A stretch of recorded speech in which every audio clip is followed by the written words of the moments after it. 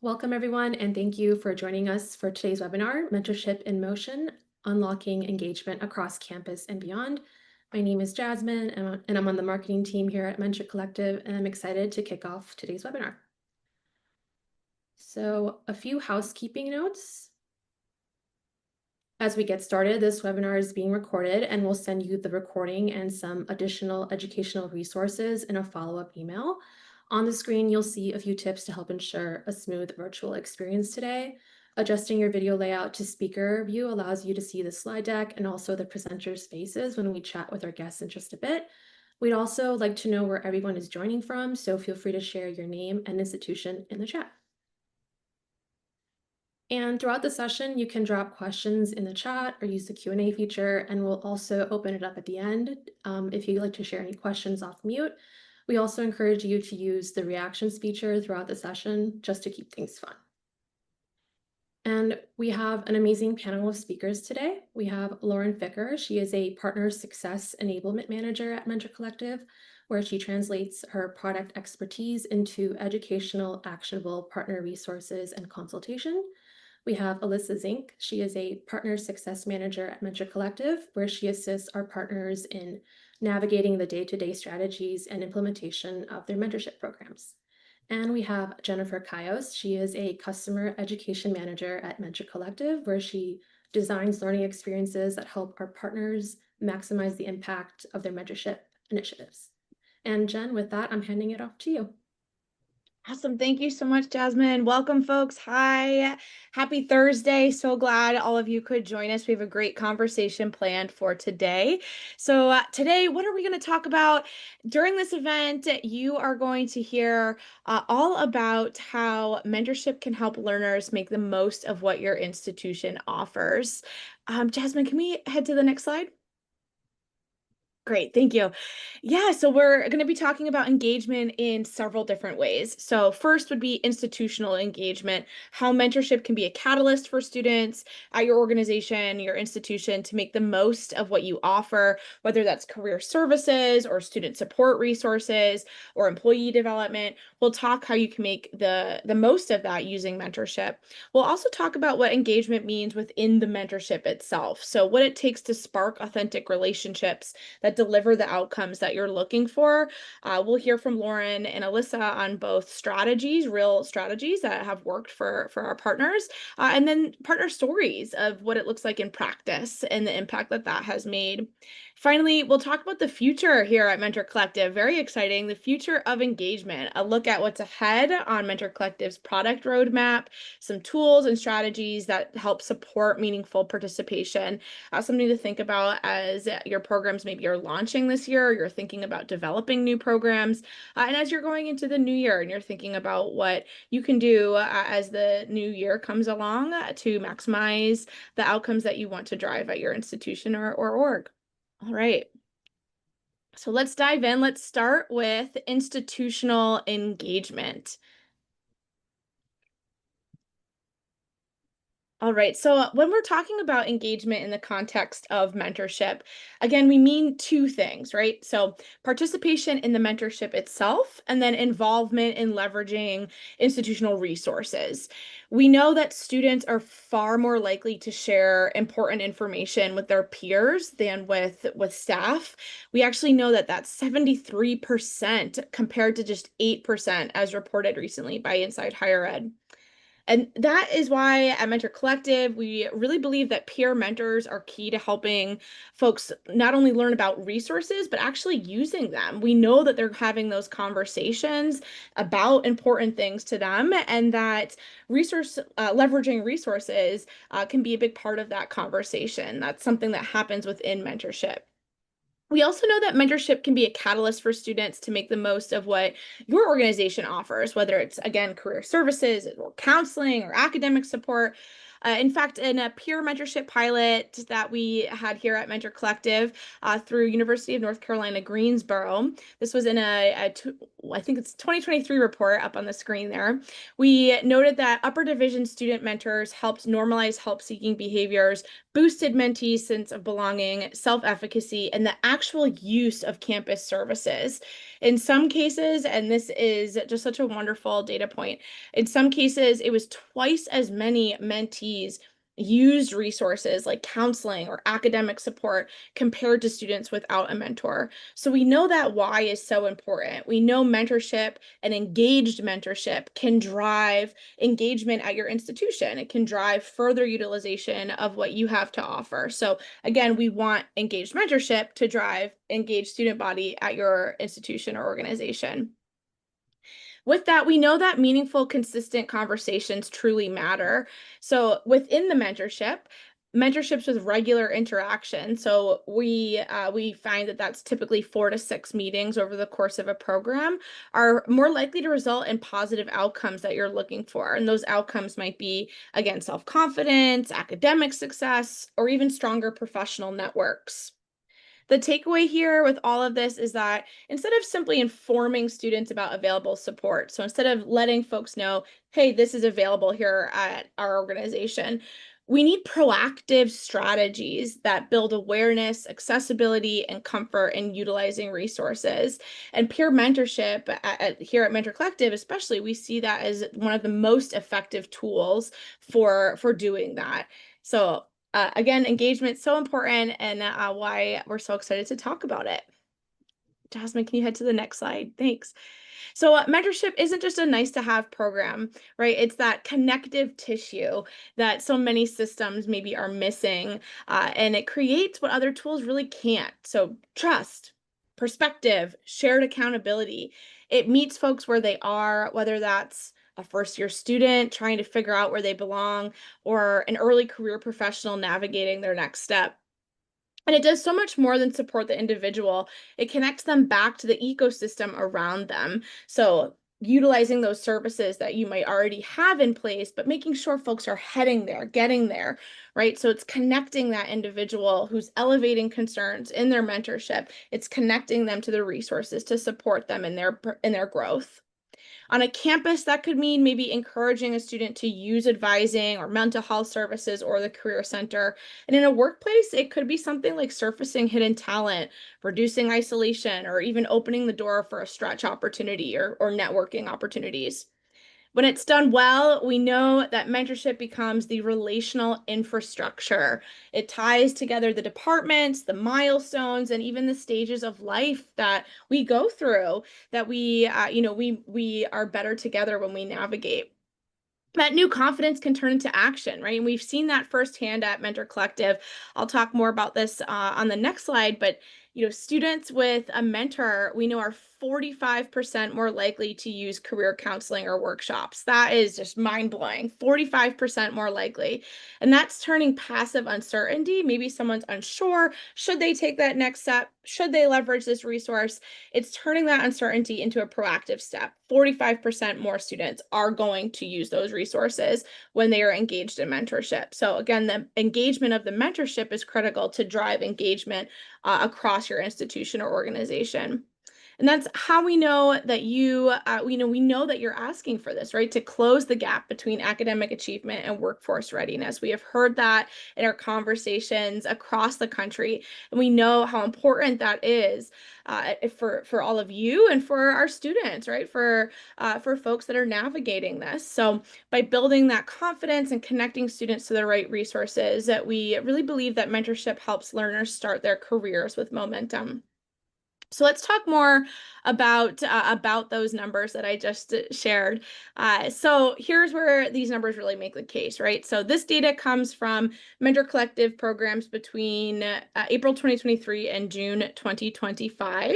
It was looking at data points across college and university mentorship programs that were focused on career readiness. And we looked at two types of information. We looked at first quantitative data from pre and post mentorship surveys, measuring changes in career decision confidence, professional skills, and use of career services. And then we also looked at qualitative insights from a little over 600 student testimonials that reflected on their mentorship experience. And this is something wonderful here at Mentor Collective that you can get with the product, is that we have the ability to track this kind of data. You'll hear Lauren talk a little bit more about what that tracking looks like in just a moment, but I want to flag that here as well. It's wonderful to have that data in front of us and to be able to make informed choices going forward. So survey participation ranged from around 3,400 pre-survey responses to a little under 1,000 post-survey responses, depending on the measure. And you can read all about this, all about the methodology behind this in an upcoming white paper we'll be sure to share with you as soon as it comes out. So here's what we found. Mentorship directly correlates with higher engagement in career support services. So the biggest lift here is that number I shared on the last slide, that mentors, or students with mentors, are leveraging career counseling and workshops 45% more than their non-mentored peers. I feel like I need to say that one more time because it's just such an amazing statistic, right? So again, students with mentors are leveraging career counseling and workshops 45% more than their non-mentored peers. That's incredible. We're also seeing job search support up, resume assistance, interview practice, career fair attendance. We know that this matters. We know the national data. Engagement with career services leads to better employment outcomes. And these resources already exist on your campuses, but their usage isn't always guaranteed, right? Engagement in them isn't always guaranteed. They're there, but are folks engaging in them? And often we're saying that it takes a single nudge from a mentor. You should check this out. Hey, I know this is important to you. Check out this service. And that can change a student's trajectory. That can absolutely set them up for success in career readiness and beyond. So bottom line, mentorship changes engagement behavior. It changes how students engage with what's already available to them. So let's take a look at some testimonials on what that looks like in practice. So specifically for first generation students, mentorship can be especially transformative. Dr. James Winfield, who is an associate dean for first year experience, general education, and retention at Southern New Hampshire University's global campus. He is an amazing, proud first generation college graduate whose research focuses on the academic and career decision making of limited income first gen students. And we actually spent quite a bit of time with Dr. Winfield recently. We've done a recent webinar with him, and his research will be highlighted in that upcoming career readiness white paper that we'll be publishing soon. So stay tuned for that. His recent work shows that mentors help first-gen students build career exploration habits by guiding them towards campus resources, setting goals, demystifying professional processes. And this is so much more than just pointing to the career center, right? It's about culturally responsive support that affirms students' identities and experiences, while creating through the mentorship a safe space to express doubts, ask questions, ask for guidance that someone might be dealing with on their own if they didn't have a mentor. As one student described, you can see here up on the screen, she's really helped me out to get in contact with people who have been in the same place that I've been in. The classes that I'm struggling in, she's helped me connect to her friends who have taken the courses with the Student Success Center, pointing to resources on the campus so that this person can go there and get a tutor to get assistance. We know for many first generation students that hidden curriculum of higher education and career preparation isn't something that they've necessarily encountered before, and mentors have the ability to translate intention into action, breaking down intimidating tasks such as resume writing, how to use AI to write, networking, interview prep, breaks this down into manageable steps, providing accountability and validating their right to access the resources available to them. I also want to call out that this relationship truly builds trust, right? We see from Monica's experience on the screen. I like that you have a mentor to keep you on track. The reason I love it so much is because the person that I was paired with, it's like a friendship. I feel comfortable with them. I can tell them how it's going, right? So we know, again, through research that social networks are among the strongest predictors of upward mobility. Yet students from low-income backgrounds are less likely to have professionally connected peers. So representation, inclusion, they matter. Seeing someone who shares your background succeed makes it much easier to envision your own success. So that engagement truly matters. Mentorship bridges the gap. It provides guidance, expands networks, it ensures first-gen students feel seen, supported, and equipped to navigate their careers with career readiness, with confidence. So this will be, again, I can't stress this enough. It'll be further explored in that further or in that upcoming white paper. So stay tuned for that. Before I turn it over to Lauren to talk a little bit more about what engagement looks like specifically within the mentorship and the program, I just want to add again, the bottom line here is that mentorship for all means that engaged students are students who persist, they graduate, and they step confidently into their careers, equipped with the skills, the networks, and the self-belief to really thrive. We know that comes from engagement, right? So important, and so glad to be talking about this today. And with that, I'll pass it off to you, Lauren, to talk a little bit more about what it looks like within mentorship. Perfect. Thank you, Jen. Yes, so at Mentor Collective, when we think about mentorship engagement, it's more than one dimension. So, of course, it's the connection between the mentor and the mentee themselves, but it's also any engagement with the program as a whole. So, I'm going to dive into how we measure and track engagement at Mentor Collective and share strategies on how we can strengthen it. Alyssa's going to jump in periodically with real examples from our current partners who have put some of these approaches into action. So very exciting stuff. We will start with program engagement. So with program engagement, this is really the first question you're going to ask. Are people signing up? Are people registering for your program? Are they raising their hand to participate and completing all of the steps that they need to take to participate? The participation funnel on the right here shows how many people are opting into the program, where people might be dropping off in the funnel, and then you can make adjustments as needed depending on what you find. So right, with this example, you can see a pretty big gap between those who are invited and those registered. So maybe that's where you want to target some efforts, or maybe it's within the funnel itself. So this can kind of guide your actions and just inform you of what's going on with your program once you launch. We also look at engagement with any events, programming, resources that your institution offers for your program. So that can be on our platform with custom resources, tasks, things like that, but also off our platform, obviously any events, anything else that your program might be offering to students. That's all included in how we think of engagement with the program as a whole. And finally, we track how participants engage with our support team. So we have a wonderful support team that is ready for any participant and partner questions. And they have a really fast response timeline. We're really efficient at getting people what they need help with. And so thinking about our students reaching out when they need help or need assistance, are they responding to our questions or check-ins, reminders when we message them ourselves? So these are all ways to measure engagement with the program itself. And to echo what Jen had said earlier, it's not enough to simply tell people that there are available supportive resources for you. We have a mentorship program. It can't end there.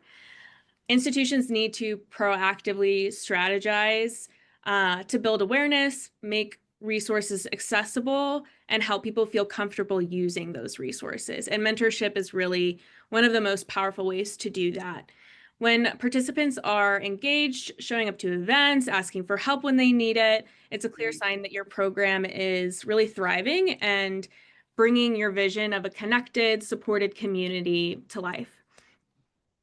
We will switch gears to what I think most people think of when they think of mentorship engagement, which is the actual relationship between the mentor and the mentee. So trying to build that authentic relationship that really can benefit both of them. But the real question is, how do you know it's happening? You hope it's happening when you have a mentorship program. You hope they're connecting. But you don't really know unless you track it. And so this is where our platform really shines in terms of tracking these insights. So I'm just going to go through a few examples of what we do at Mentor Collective. So participants are encouraged to log conversations on their dashboard. This not only allows us to track who or who hasn't had conversations, but we also collect data about those conversations. So what were they talking about? Are there any concerns that the mentee has that you may need support with? That's what we call flags in our system. And you can see on the far right of the screen, we monitor those topics reported over time. So you can see a clear aggregate view of what everyone's discussing, see how that changes throughout the program. We also send out surveys throughout the program that allow participants to reflect on their experience. This is the same survey that reports out on any resource utilization that Jen shared earlier. So in addition to those questions, we also ask a few things like, my relationship with my mentor is important to me. Things that more gauge how participants feel about their mentorship, not necessarily, I talked about this is what we covered, I need help with this still. It goes like a step deeper to see just generally their sentiment about the experience, which is really useful to have. I could keep going on more ways we do this at Mentor Collective, but I will start with one of my favorite features, which is our participant testimonials. And we give mentors and mentees the opportunity to provide a written or a video testimonial and really just share about their experience in their words and about the impact that it's had. So it's really, really great to see a real story, a real person behind all of the aggregate data that you see in the dashboard. You can find all resources on all of these and more features that we have in our Partner Knowledge Center, including templates, demo videos, best practices, more partner examples. Jen has linked that in the chat. Thank you, Jen, if you want to check it out. But now that we've kind of covered tracking, understanding what engagement is, that's all incredibly important, but how do we get people to engage in the first place? So again, this is kind of almost like a baseline for Mentor Collective. These are things that we pretty much always do. We always offer this to our partners to take advantage of or at least consider. So the first thing that we will do for our programs is offer flexible participation, which ties back to program engagement. You know your participants best, and it doesn't make sense to have the same expectations for the variety of populations that we serve. So a college freshman or a graduating senior, an industry professional, they shouldn't all be treated the same. They shouldn't have the same expectations. They're in different phases of their life. And so we offer a variety of participation models ranging from multiple step processes to sign up and to participate to programs that require no action at all. Alyssa, I think you have a recent example of how this has worked well for one of your partners too. Yeah. I had a partner who actually launched their program prior to the start of summer because they had a summer cohort that comes before classes start in the fall. And this cohort could be those who maybe need a little extra time acclimating to the campus living lifestyle, academically maybe need some extra support before they get started. And so this group decided to trial, rather than their entire population on campus, they thought this summer program could be a really good opportunity to just try the no barrier to entry model of participation for these students. So they automatically matched all of these students with a mentor when they arrived on campus. They had the option to take a matching survey, but didn't have to. And then they were paired with them throughout the duration of this summer cohort.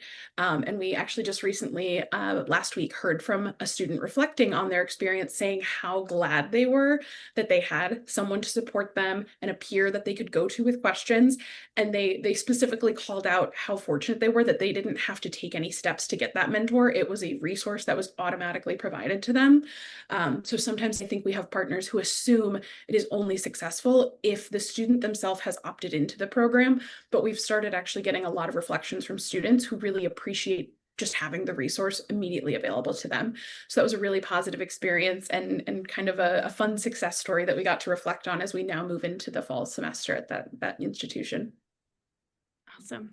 Thanks, Alyssa. I think that's a great example of kind of this two-part of mentorship engagement, kind of getting them in the program, getting them engaged in that sense and matched with a mentor. But then you'll see as we talk through more examples, then there are other ways that even if they didn't opt in, that we can help make sure that they are actually able to take advantage of mentorship as a resource. So thank you for sharing. We also know that expectations can differ within each mentorship. We might set, general recommendations of best practices with mentorship, but at the end of the day, we want them to do what's best for them, work on what they want to, meet how often they want.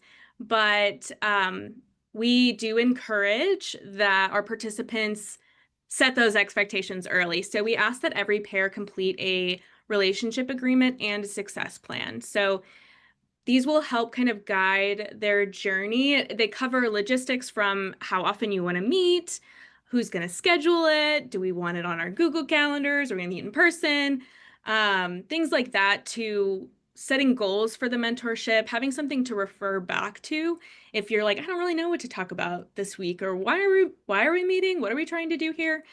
So setting that from the start can be really, really helpful to have a very engaged partnership with the mentor and the mentee. The most direct approach is to remind mentors and mentees to connect, which may feel obvious. But here at Mentor Collective, we specifically use very intuitive messaging to only reach out to those who haven't logged conversations. So this comes back to the importance of tracking in the first place. We don't want to frustrate people who are fine. They don't need us to remind them. They've been meeting with their counterpart. But we do want to prompt those who haven't yet engaged. And so it's a good balancing act with the messaging, and pretty important, especially as people get texts, emails all the time. We don't want to just be more noise for our participants.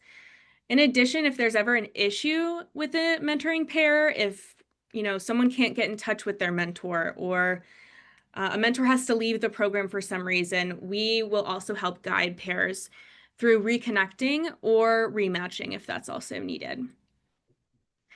And lastly, we just want to make it easy for people to connect.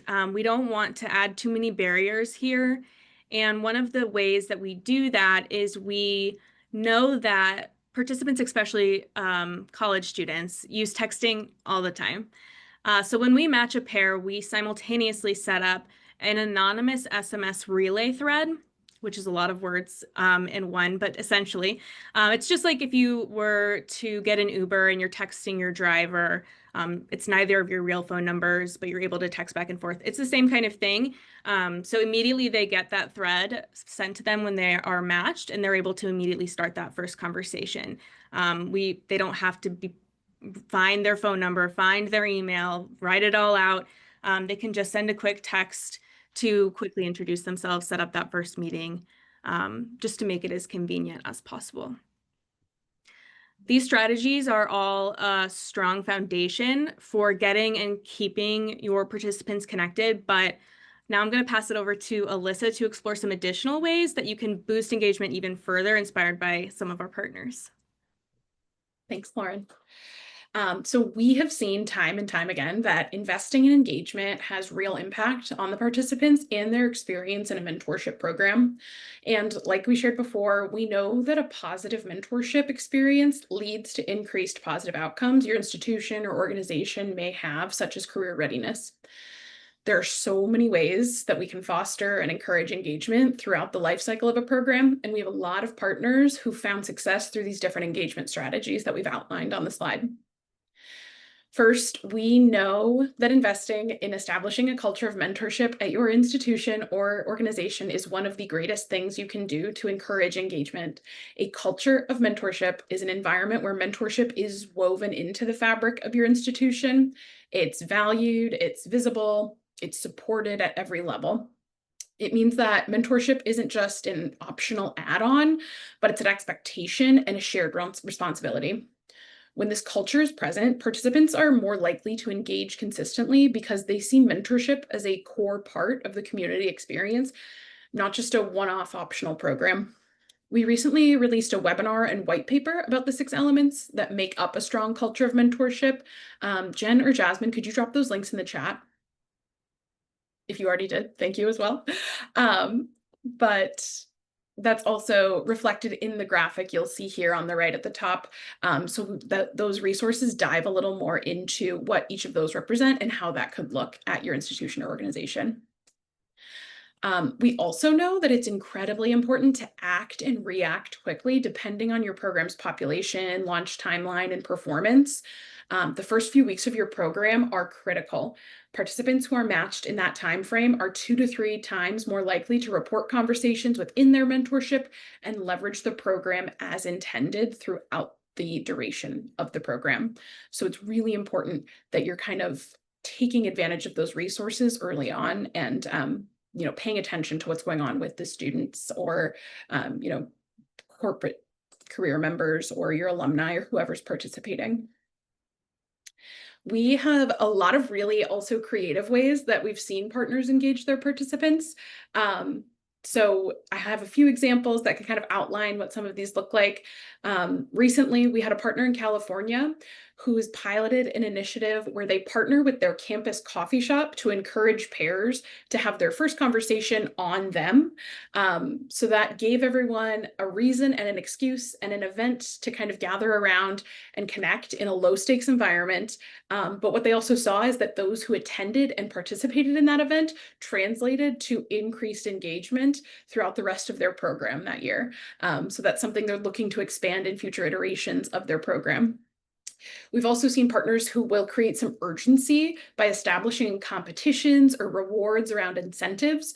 For example, like if they log 3 conversations in the first month of the partnership, or they set a deadline where they need to complete some tasks together as a pair, then they get put into a raffle or they win something. It can be very small, low budget. You can adapt these incentives to various resources to fit whatever your program style is.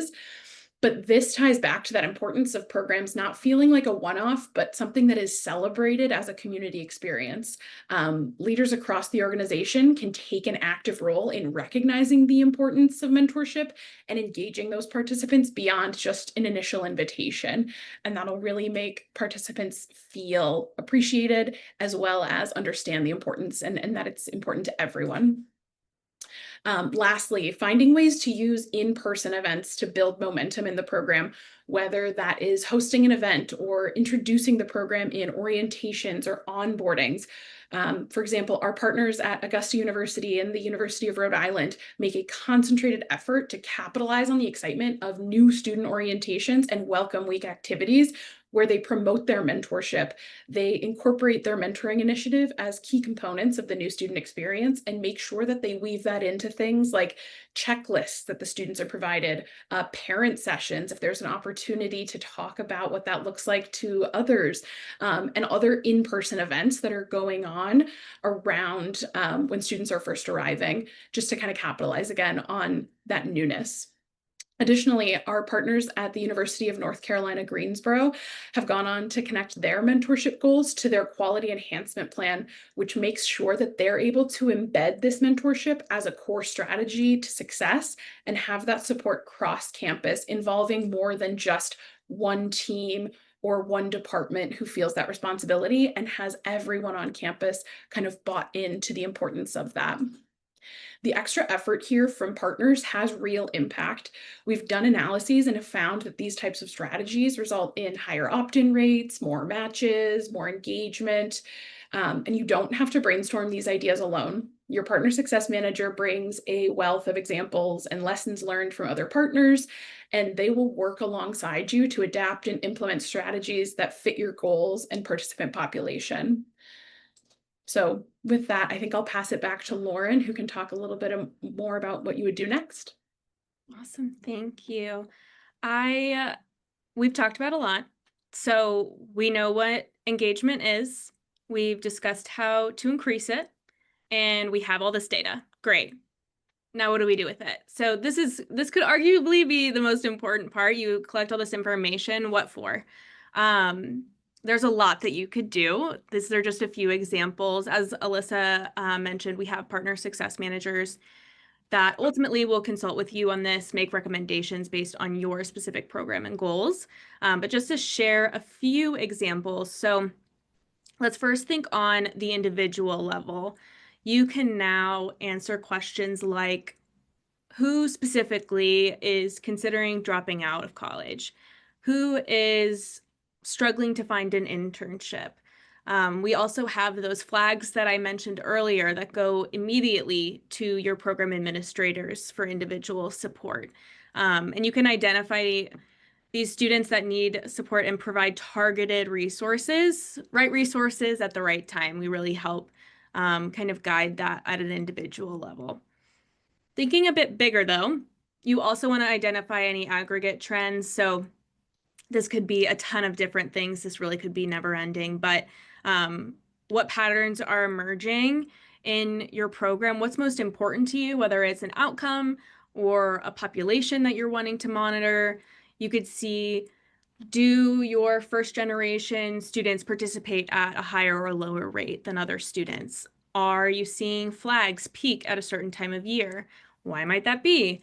You can apply these trends not only just to the mentorship program, but you can apply those learnings to broader success strategies across your entire institution and kind of extrapolate that a little bit to help guide the direction that your institution is going in order to best support your students. Next, engagement is also a crucial part of impact analyses. We actually have some resources on impact analyses. If you don't mind sharing those in the chat, Jen, if you guys haven't gotten enough resources in the chat. But it's important to go back to the outcomes that you are trying to achieve in your mentorship program, whether that be retention, career readiness, sense of belonging. And the question becomes, does that outcome vary depending on participation in the mentorship program? We saw earlier, yes, it does in terms of those resource utilization in that slide that Jen had shared earlier, but also you can kind of dig deeper than just participation, yes or no, a little bit. And Alyssa has a good example of that as well. Yeah. I was helping a partner of mine conduct a retention analysis earlier this year, and they had started out with just looking at participation, yes, no, and weren't finding really any tangible results, or were just a little underwhelmed by what they were seeing. And so we dug a little deeper, and what we found is there is so much more information when you look in the different layers of engagement that you can add to an impact analysis. I think it's a great place to start when you're looking at participation, yes or no. But what we found is that it is so much more colorful when we also added in conversation data. What does a lightly engaged pair look like, and how did that student retain compared to a highly engaged student who maybe logged those 4+ conversations? And that is where we started to see a lot of differences and impact start to be unveiled. Additionally, looking at back to some of what Lauren said, who had flags submitted and what were those flags and how did that impact retention? Who completed the assessment surveys? Who and what was their response to that assessments throughout the year? So there's a lot of different types of engagement and layers of engagement that you can add to an impact analysis that can give you some more information and can ultimately also inform some of your strategy moving forward, because you may be able to uncover some takeaways that change how you approach engagement with your students in the years ahead. Great, thank you. I think that leads really well into kind of the final recommendation here. All of the things above on the slide, they all lead to this. What are you going to do with these learnings? We don't want them to only live with you or your department. These can be really vital insights for the entire organization. So when you invite others into the fold, let's say career services or financial aid office or advisors, you may unlock additional support and resources for your participants, as well as find opportunities to expand your program, perhaps beyond what you originally started with. And I think, Alyssa, you do have another example here too. Yeah, my partner at Temple University, they started out as a program with their College of Liberal Arts. And so they were really, really mindful of looking at the impact and retention of their program as we progressed over the years of their contract. And they ultimately ended up involving a broader central team who wanted to bring that impact university-wide. And so now they have launched a campus-wide initiative and have been able to expand that to all their incoming students. So there's a lot of opportunity if you share those successes and wins that other people will notice and be interested as well in being a part of it. Yeah, we don't want to keep it all to ourselves. We can share the impact, share the love. Well, we are approaching the end here, but we appreciate your attention so far. I know it was a lot of information, but before we wrap up, I'll actually pass this back to Jen to talk about some exciting and relevant product news. Awesome. Thank you. So great. I love those stories. Alyssa, the ads there are fantastic to hear that real impact. So thinking about what's in the future and how we are going to carry impact onward and upward, especially given trends in AI. How can we leverage AI to make mentorship for all easier and more accessible for folks? We're going to start with tackling technology, right? So we know that today's learners often start with technology, whether they're exploring careers or they're seeking help or they're tackling whatever challenge comes their way.